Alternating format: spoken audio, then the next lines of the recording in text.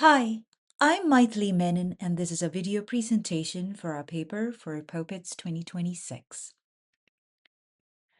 Phishing is a very well-studied area in cybersecurity and privacy research. Typically, it happens through emails that are sent with links that look suspicious.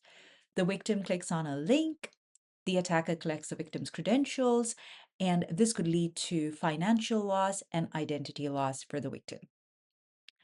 Now, although phishing has been very well studied in certain demographic populations, there are certain demographic populations that remain understudied, such as recently resettled African refugees in the United States and African immigrant students who are studying in the United States. So in this study, we focused on these two groups of demographics, and we included a control group of US-born first language speakers of English, and we asked 4 different research questions. The first research question has to do only with our refugee population, and the 3 additional research questions have to do with all 3 target population groups in the study. So for the first question, we asked whether providing digital literacy training in the form of workshops can improve cybersecurity understanding among refugee populations. In our second research question, we created a linguistic database of phishing emails that we manipulated using a 2x2 psycholinguistic study design. We identified 2 different linguistic factors that could vary in a phishing email. So we had personal concern phrases with composite phrases, and we combined that with mildly suspicious and definitely suspicious cues in the phishing email, and we generated a linguistic database of all possible permutation combinations of emails, and we asked what linguistic cues actually play an influence in how people interpret phishing versus legitimate emails. In our third question, we asked whether literacy, both digital and general, correlate with a better detection of phishing emails across all 3 target populations. And in our fourth question, we investigated the role of demographic and cultural factors in determining phishing emails.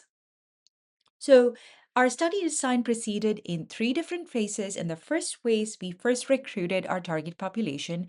We recruited African refugees that constituted Group A, and we had African immigrant students and US-born students. The African refugee target population participated in a 2-day digital literacy training workshop that was conducted in Kiswahili. They also did pre-assessments and post-assessments. We also gave them demographic questionnaires. We also gave them digital device questionnaires, and we compared the pre-assessment means to the post-assessment means. And we also assigned them an Outlook email account for the purposes of the study. They then participated in a real-world deception study, which was over a span of 14 days. So from our linguistic database, we sent the refugee population a random email every single day for 14 days. And then they proceeded on to debriefing, which is phase 3 of the study. The African students and US-born students did not participate in the digital literacy workshops.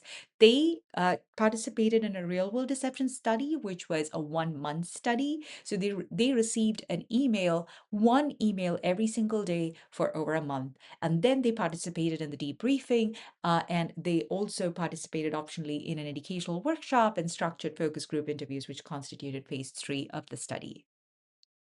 So our key findings for the first RQ, which was only for the target population of refugees, we found that providing a digital training workshop in the language of their choice, which was their first language, in this case, Kiswahili, improved their understanding of how to create a stronger password, how to protect personal information and not give out credentials to people they're unfamiliar with.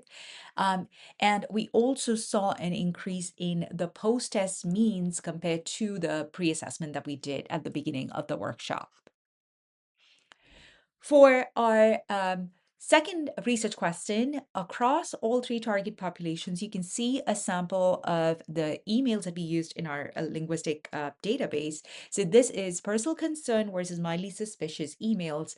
Um, we found out that across all different permutation and combinations of linguistic manipulations that we did, certain kinds of emails elicited more clicks. So urgency, institutional authority, financial and sensitive requests, such as asking for their social security number, bank details, or tuition and payroll, elicited more clicks from across all three target populations.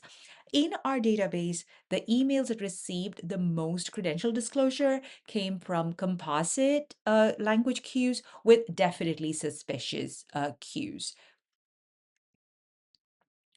Regarding our third research question about literacy, whether general and digital literacy correlate with a better detection, we found out that high literacy groups, such as the African immigrant students or the US born students, um, also tended to click more phishing links and open more of the phishing emails that we sent to them, and they were more likely to disclose credentials.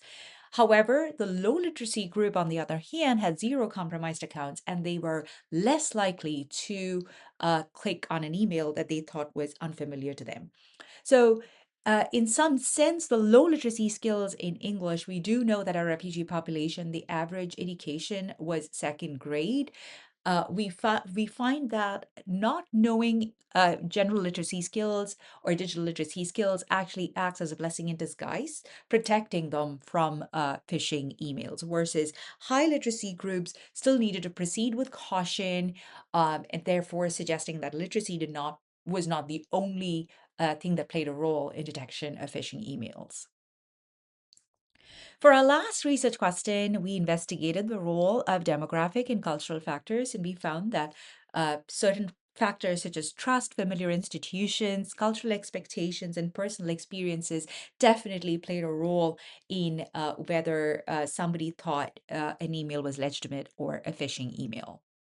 So the implications of our study is that definitely digital literacy workshops are required in order to improve cybersecurity understanding among populations that have not grown up in countries with a huge focus on cybersecurity and privacy and protection of credentials.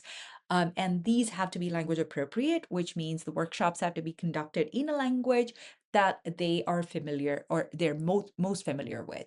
The second implication of our study is that higher literacy does not mean that you have better cybersecurity and privacy practices. So, literacy does not scaffold your predisposition to thinking that an email could be a legitimate email when it is actually a phishing email. So, context and content actually drive behavior in the case of phishing detection.